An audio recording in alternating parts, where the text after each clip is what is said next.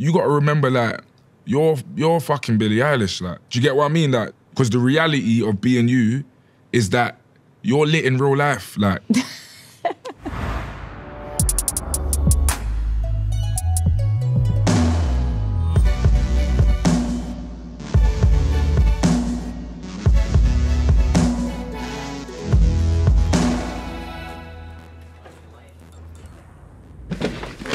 Stormzy. Billie. What's going on?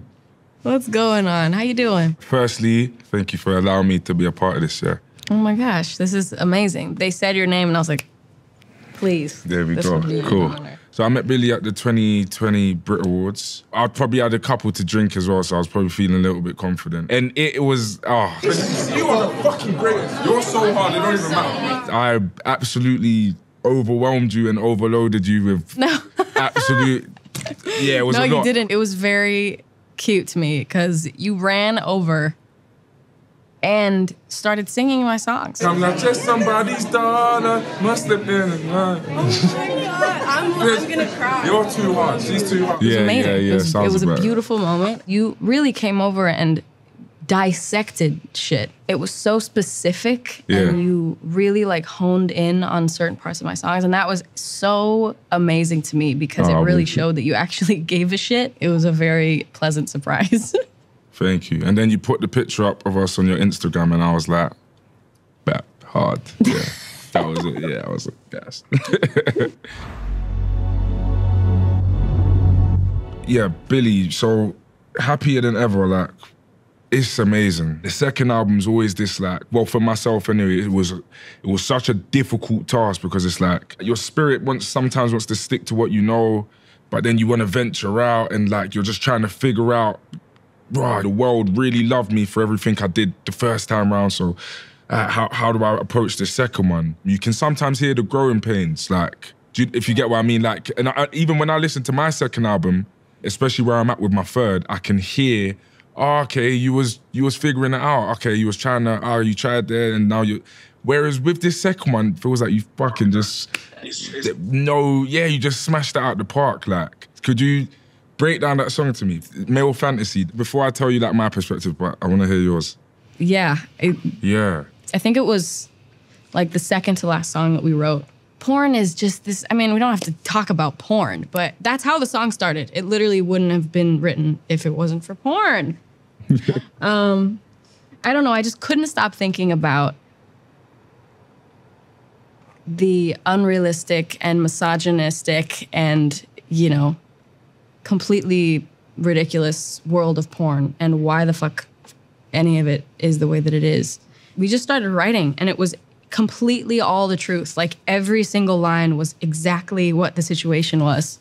At the time, I was really feeling these things and writing about them was really hard because I'm not used to that. You know, I'm used to writing about things I used to experience or somebody else experiences or things that I feel and think about other people's lives. Writing of that song was like the first time I've really like sat down and thought about exactly how I felt and just said it all. And it was hard and it was satisfying and it was revealing and it was violating and it was exposing and it was also incredibly cathartic and therapeutic. But there were times I had to like stop and like I was like, oh my God, I need to take a breath. Like this is a lot for me. But in the end, it's probably one of my favorite songs that I've ever written. Okay. There's a few artists, yourself, Frank Ocean's one of them, a few rappers as well, like your Kendricks. Well, anytime you lot drop music, and as much as I want to listen to it, I need to see what you're saying as well. So I think that's the one I played the most because I was thinking, this is Billie's perspective in a way I've never heard it before. So becoming an artist, why? I was always MCing from young, like, so is MCing a British thing? Yeah, okay, so like, yeah, no. we call that, so rapping is what we call MCing over here, which is like, it's so difficult explaining MCing and grime. But yeah, I was MCing which is just rapping. I was doing that from that age 11 up till a big man, and then, yeah, that developed into me becoming a musician. It was a slow, gradual realization, a lot different to yours. Was Ocean Eyes your first song? Yeah. That's ridiculous. I put like 2 songs out before that were just on SoundCloud when I was 13. So you made that when you was 13? Yeah. That's ridiculous.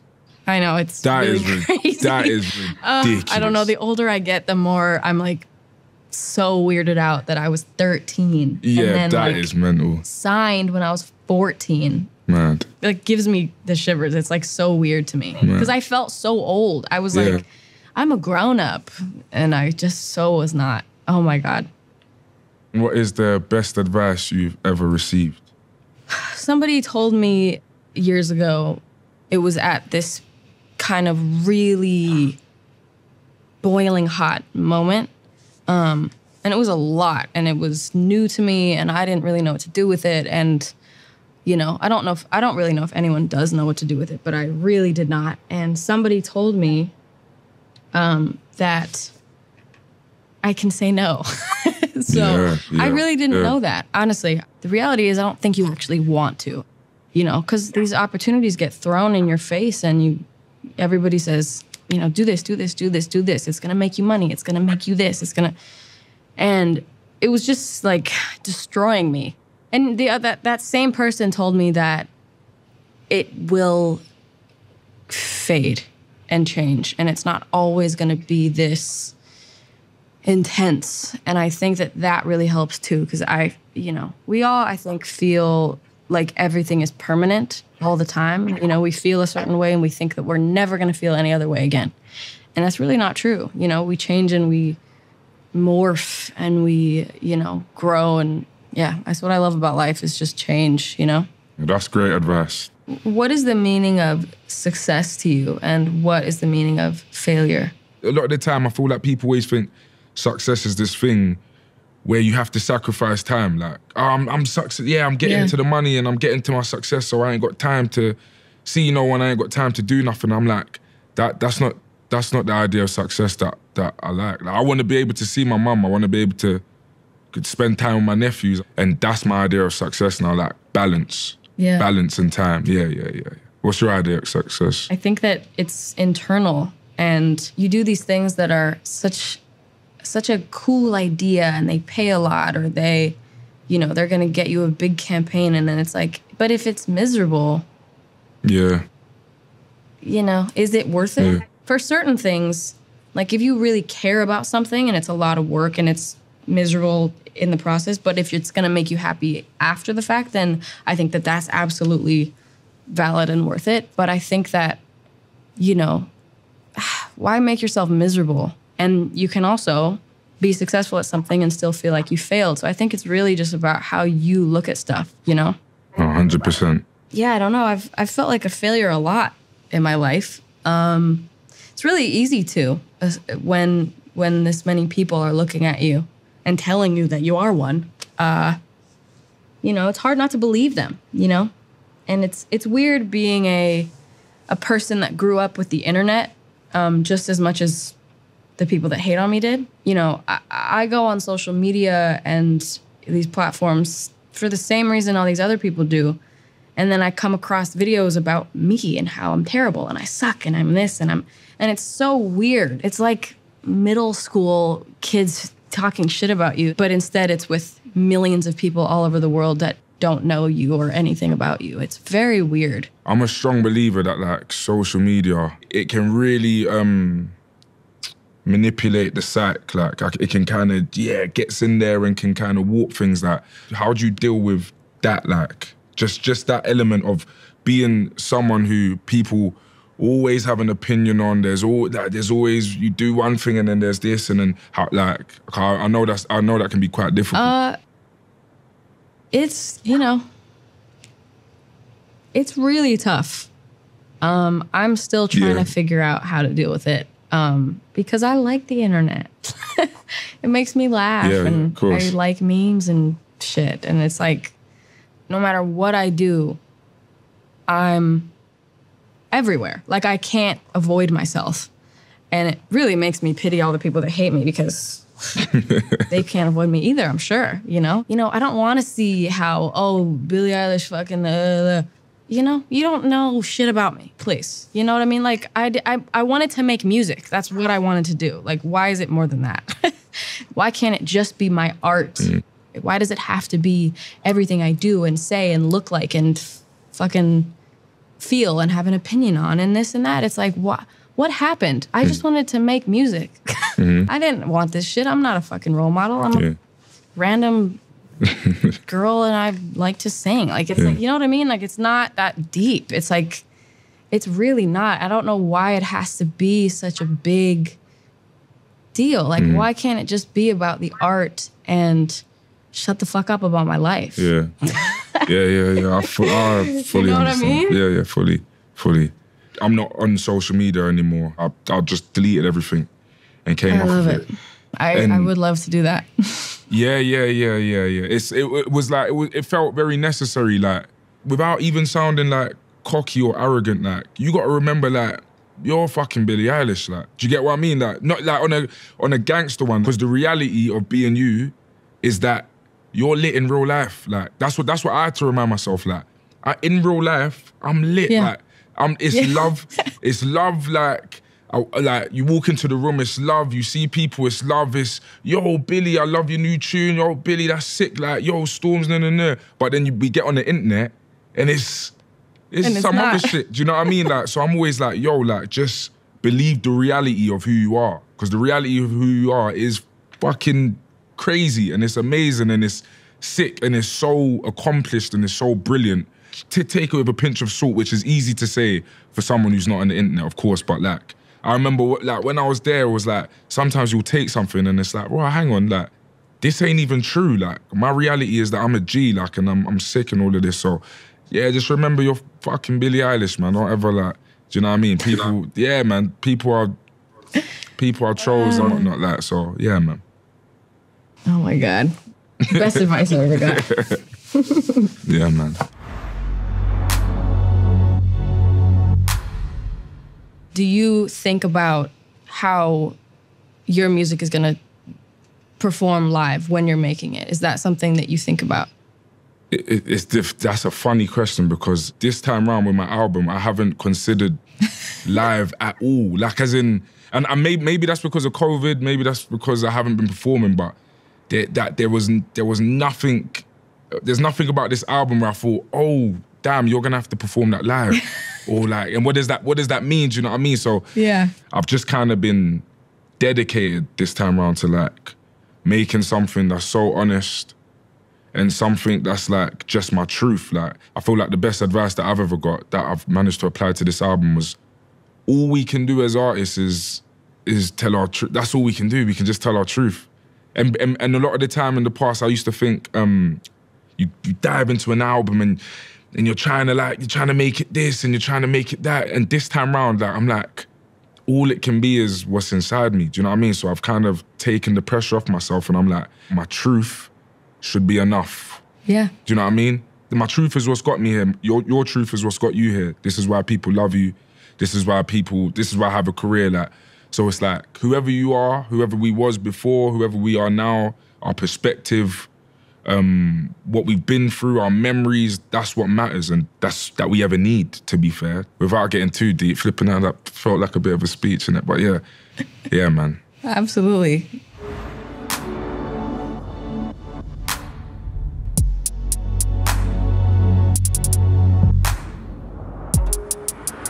Happier than ever, like, an album is so many different things and so many different layers to it that, like, trying to sum it up in one sentence is always like an injustice. But if you could try, like, if you could just, like, in terms of what this album's about and like what you hope for it to tell people. Happier Than Ever, I think, just felt like such a perfect encapsulation of the last few years, and it also has so many meanings. It has a sarcasm to it because, you know, a lot of reasons, and it also is the truth, and it also doesn't mean happier than you're ever going to be and more than anyone's ever been. It just means happier than before.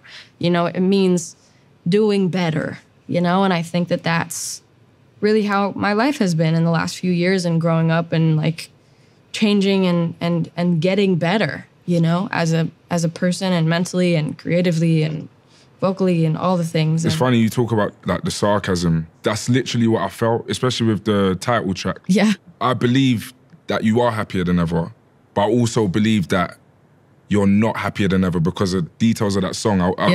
I heard the kind of sweet irony of it. How did you make it? Like, what's the process? What's the nitty gritty like? The process was so good. It was so natural. Like it was the most, I think, organic process that I've ever had. And I think that that's because we started making this album like way before we needed to, you know, before like the label was like, you know, you guys got to make another album. We just made one. Like there wasn't, you know, people in our ear being like, hey, like, do this, do that, make this, you know. Our mom actually came up with the idea of making a schedule just because we had so much to do, and you don't always put aside time for yourself. It wasn't easy. It was really difficult, obviously, but it was like we weren't even doing it. It was like something in the air was creating this project, and I couldn't have loved it more, honestly. There isn't one song that I'm like, ugh, wish we didn't put that out. Wish that wasn't on the album. I wish we hadn't at all, nothing. And then my favorite song, for a while, my favorite was Lost Cause. And then it changed to Male Fantasy. And then I think Oxytocin is one of my favorites. I also love Getting Older. I love Your Power. I love them all so, so much. Like, I could write a book about every single song because they're so important to me. Very good. I think my takeaways from the album, your ability to be so like beautifully classic and timeless, and like just an acoustic guitar or just a chord, and then so forward thinking with like an NDA. Do you know what I mean? Like where the production's just like larger than life, or even like the second half of Happier Than Ever. Like, I feel like your ability to swerve through all of that on the same record as well. Like, was that all intentional? Did you think of that beforehand, or is it just something that happens like naturally as the process goes on? I love that observation. That makes me feel so good, because the biggest insult that you can say to me is you make the same song over and over. Yeah. That's what I love so much about, you know, like older albums and artists like Kendrick and Childish Gambino and people that make albums that are a full piece of work and are cohesive but are really different. That's what I love about the Beatles, is that their music is so...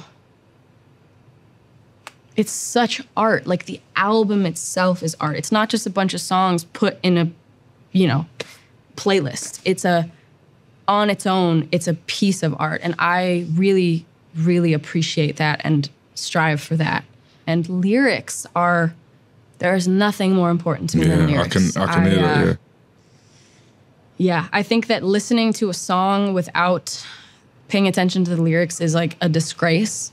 Obviously, I like songs that have bad lyrics or they're not very interesting, and that's fine. It's totally fine, but I just think that lyrics are so, so vitally important, and especially in this day and age, and I feel like people don't try as hard, and when people do try as hard, I really notice it, and I really, really appreciate it.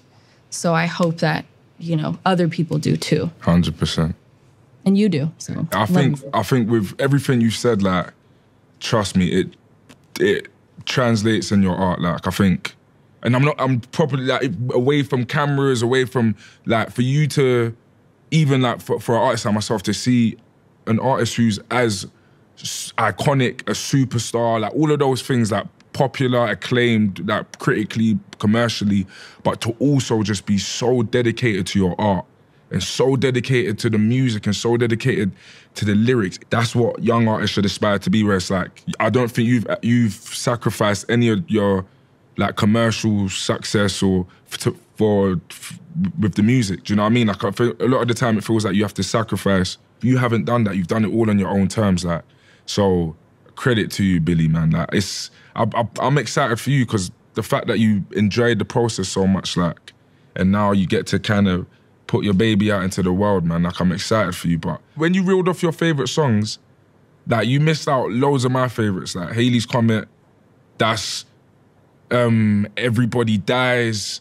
Oh, yeah. Like, beautiful pieces of music, man. And the detail, that sometimes there might be something in it where you think, oh, did no one hear that? Or did you not get that line? No. And with, yeah. But even, hang on, I wrote a couple. And I just wanted to find out if they were deliberate or whether they just kind of happened. So on Everybody Dies, when you're singing that, I can hear every breath in between the takes. Did you keep that in? Because usually I guess the engineer would chop the breaths out, innit? Like, yeah. Oh my God, I love you. Oh my God. So it's a classic thing for, you know, an engineer or producer or anybody to like noise gate something where it's the line and then you don't hear any breath afterwards. You don't hear the breath for the next line. You don't hear anything. And, you know, there's so many things that are so like standard in music. Like a standard way of editing vocals and a standard patch for the synth or the piano or the keyboard or anything. And, you know, even my brother, who's a producer and works with other artists and stuff now, he has a kind of an every time, like, he does it this way. And sometimes I'll be like, whoa. Like, I know that this is, like, the way that you're supposed to do it, but can we just leave all the breaths in? And can we leave the natural sounds that I make with my mouth and the sounds that you can hear when I bump my shirt and like, you know, just the sounds of the room. And sometimes that doesn't work for a song, but sometimes it does. And what I love so much about Phineas, my brother, and I would love for you to talk to him because he is such a genius with this. And we're really similar in how we create. And you know, it's not that we don't like the classic ways of doing things. It's just that you don't have to do them like that every single time. All these decisions, like, okay, this time round, I'm gonna use my voice like this, like. So I'm guessing that's a very conscious thing that you do, innit? That, yeah. Yeah, it really is. I also, you know, my voice has changed so drastically since I started making music, and I have a lot more range now. When you're going through puberty, you only have kind of one voice. You know what I mean? You don't have much range. And I was going through puberty, making, you know, my first album and the music before that. And I can sing in ways that I used to not be able to. You know, I can hit notes that I didn't used to be able to hit. And it's so nice to have range. And like, you know, something I love about Marina, you know, who I grew up listening to, and Lana, they just did crazy stuff with their voice, and they sounded different, completely different in different songs and different lyrics, and like with certain melodies they would push, like, make their voice into this different sounding thing, and then and I loved that growing up. I thought that was so cool, and I just tried to kind of do all the things that I could that were possible for this. You can hear it. It's an amazing album.